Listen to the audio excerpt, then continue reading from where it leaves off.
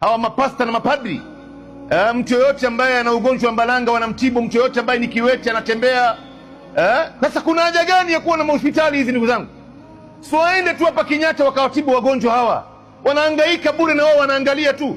Kwa nini kuyafanya yote kwa siri kanisani? Waende hadharani mbele ya watu kule. Leo wanadai kwamba wao eti wanafufua watu waliokufa, so waende City Mortuary.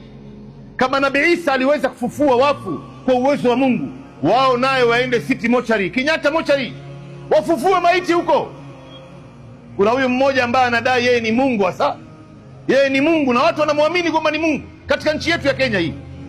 Hata juzi hapa aliwahi akadai kwamba amewatibu vilema zaidi ya 10.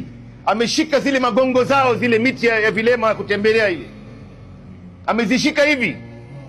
Subhanallah, anaamini anawaambia watu kwamba hao wote nimewasababisha leo wanaweza kutembea na walikuwa viwete. Hizi ni vitu ambavyo vinapangwa chini kwa ajili ya kula pesa za watu. Lakini Mungu akampiga na mtihani huyu bwana, akapata maradhi ya magoti juzi kuamkia jana, sio kitambo, wiki hii tu.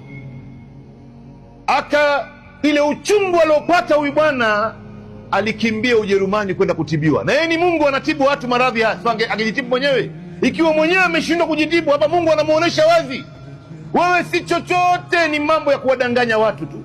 Nabii Isa aliyafanya yote haya kwa kuwa ilikuwa yeye ni baraka na ni uwezo wa Mungu. Hakufanya kwa uwezo wake. Hata mitume wengine pia walifanya miujiza. Nabii Musa alifanya miujiza, Nabii Muhammad alifanya miujiza zaidi ya 1000, lakini yote alifanya kwa uwezo wa Mungu. Na miujiza kubwa aliyokuja naye Bwana Muhammad ni hii Qur'an sallallahu alaihi wasallam. Qur'ani ambaye leo ina zaidi ya umri miaka 1446, haiwezi kubadilishwa hata tone moja, na itabaki hivyo hivyo mpaka kiyama itakaposimama. Na mambo yote ambaye Qur'ani imezungumzia, ilizungumza mambo ya kale na mambo yaliyopo na mambo itakayekuja, na yote ni ukweli na yatakuja kutokea. Na hakuna siku utakuja kuambiwa kwamba Qur'ani kuna siku iliwahi kusema urongo, kama hizi vitabu vingine ambavyo leo wamezigeuza, wakazichezea, wakazirekebisha, wakatoa maneno ya Mungu, wakatia mawazo yao. Leo yote imebadilishwa haya, lakini Qur'ani itabaki kuwa ni maneno ya Mungu mpaka siku ya Kiyama. Nafikiri tutakomea hapa, tuswali mwanzo.